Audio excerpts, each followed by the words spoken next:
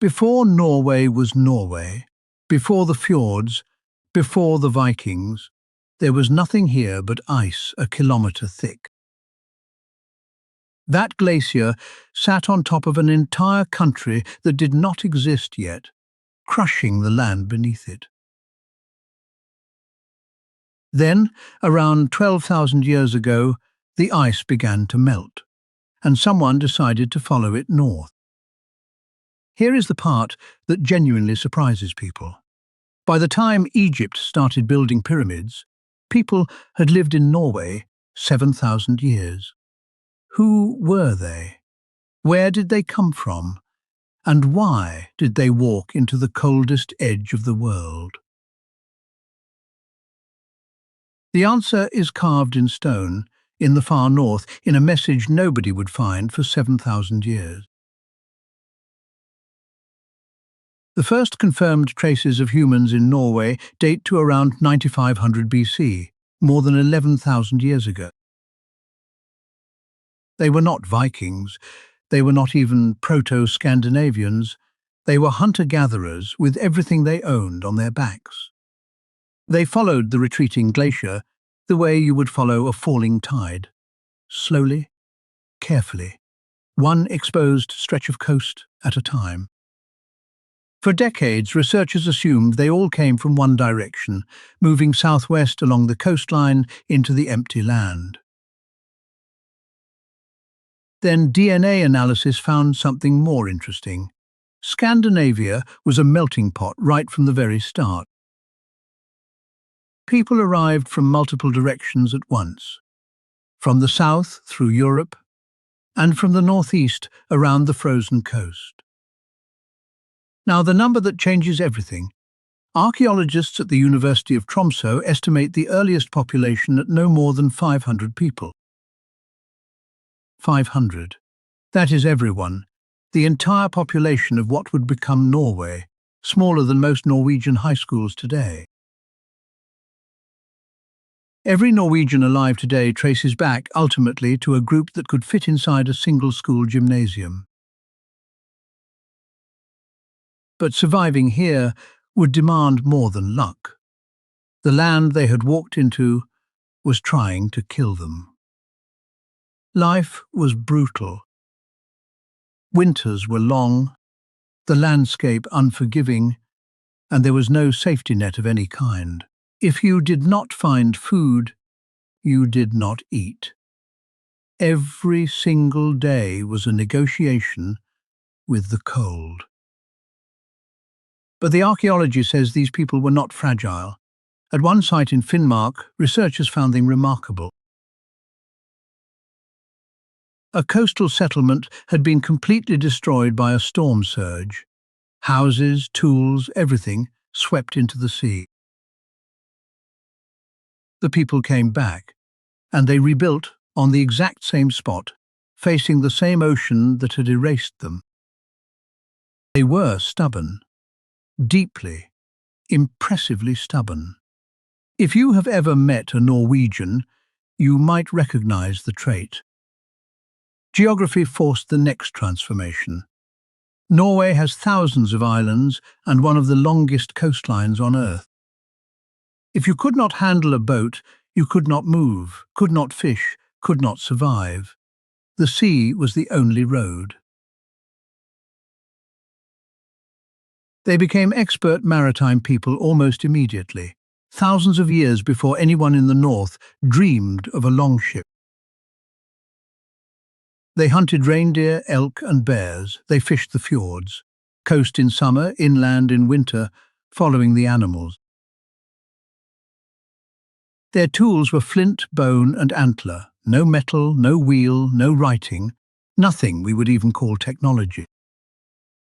And yet these people found a way to send a message across 7,000 years. It starts with a farmer and a potato field. In 1973, in Alta, far above the Arctic Circle, locals stumbled onto something hiding under the moss. Figures carved into the bedrock. First a few, then dozens, then hundreds.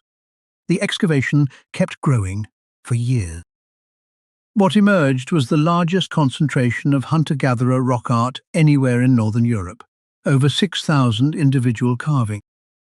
Reindeer, bears, hunters with bows, ceremonies we can see but no longer understand. Life documented by the people living it.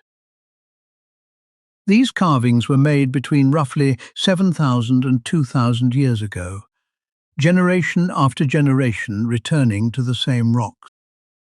Remember, these people had no writing system, no alphabet. This was the only way they could talk to the future. And then there are the boats. Because carved among the reindeer and the hunters is something nobody expected to find.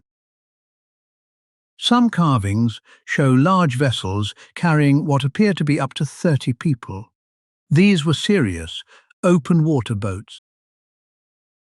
Look closer, and there are animal-shaped decorations on the bow and the stern, carved heads rising from the prow. It looks uncannily like something that would appear again thousands of years later, when the Viking Age began. The maritime instinct that would one day terrify Europe was already here, scratched into Arctic stone by hunter-gatherers. Who made them? Many scholars believe the carvers were direct ancestors of the Sami, the indigenous people of Norway. In 1985, UNESCO declared Alta a World Heritage Site, one of the most important prehistoric places on Earth. But here is the detail that gets me every time. The first clue was found 23 years earlier, and everyone ignored it. In 1950, a farmer was ploughing his potato field near Often, on the west side of the Alta fjord. His plough struck a stone carrying a strange carved figure, an odd shape with two protrusions like pigtails. Locals nicknamed it the Pippi stone after Pippi Longstocking, a curiosity, something to show visitors, nothing more. For over 20 years it sat there, an unconnected oddity, while 6,000 carvings waited silently under the turf nearby. Nobody realized the farmer had found the first thread of the largest prehistoric art gallery in northern Europe. 7,000 years of human history hiding under a potato farm. History really is something. It makes you wonder what else is still under the moss, in a country this old and this empty.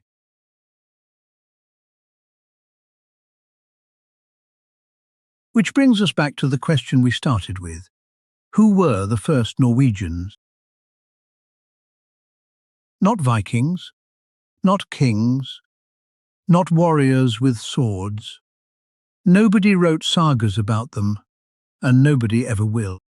They were a few hundred extraordinarily tough people who walked north into an empty world at the edge of the ice. They figured out how to survive in one of the harshest environments on Earth, with flint, bone, and stubbornness. They rebuilt when the sea destroyed their homes. They mastered boats before anyone else in the north. And they carved their stories into rock so carefully that we can still read them 11,000 years later. Every Norwegian alive today, and every person with Norwegian roots anywhere in the world, traces back to those first few hundred.